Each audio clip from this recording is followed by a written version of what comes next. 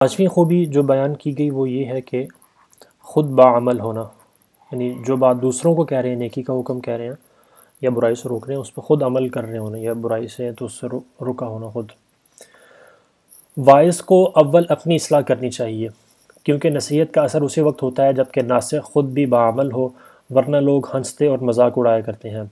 ہاں، یہ ضرور سمجھ لینا چاہیے کہ نصیحت کرنے کا جواز یا وجوب عمل کرنے پر موقوف نہیں۔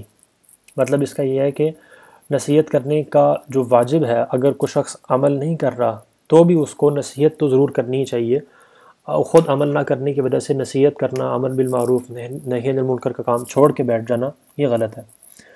اگر کوئی عالم خود عامل نہ بھی ہو، یعنی خود عمل نہیں کرتا کوئی عالم، تب بھی اس کو نصیحت اور وعظ کا کام چھوڑ دینا اور گناہوں کو ہوتے ہوئے دیکھ کر خاموش رہنا یہ جائز نہیں ہے۔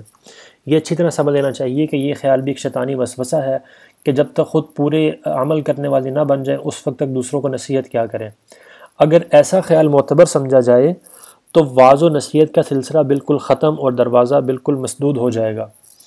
یاد رکھیں کہ امر بالمعروف واجب اور ضروری ہے، اور عام گناہگار اور عاصی شخص کو بھی واعظ کہہ دینا جائز ہے، یعنی وہ اگر دوسروں کو نصیحت کرتا ہے جو شخص خود گناہگار ہے تو یہ جائز ہے۔ البتہ واعظین پر یہ دوسرا واجب مستقل ہے کہ اپنے علم پر عمل کریں، جس کام کی بھی دوسروں کو نصیحت کریں خود اس پر بھی کاربند ہوں۔ پس اگر ایک واجب کو ترک کیا اور خود عامل نہ بنے تو دوسرا واجب ترک کرنا کیوں جائز ہونے لگا کہ دوسروں کو نصیحت نہ کریں؟ یعنی یہ تھوڑی سمجھنے کی چیز ہے کہ یعنی انسان کے اوپر ایک واجب یہ ہے کہ امر بالمعروف اور نہی عن المنکر، یعنی یہ ایک واجب ہے۔ دوسرا واجب یہ ہے کہ جو وہ امر بالمعروف نہی عن المنکر کر رہا ہے اس پر وہ عمل کرنا، یعنی باعمل ہونا۔ اب یہ دو الگ الگ واجب ہیں۔ اگر ایک شخص باعمل نہیں ہے تو اس کا مطلب یہ نہیں کہ وہ اپنے باقی واجبات بھی چھوڑ دے، وہ تو ایسا کرنا جائز نہیں ہے۔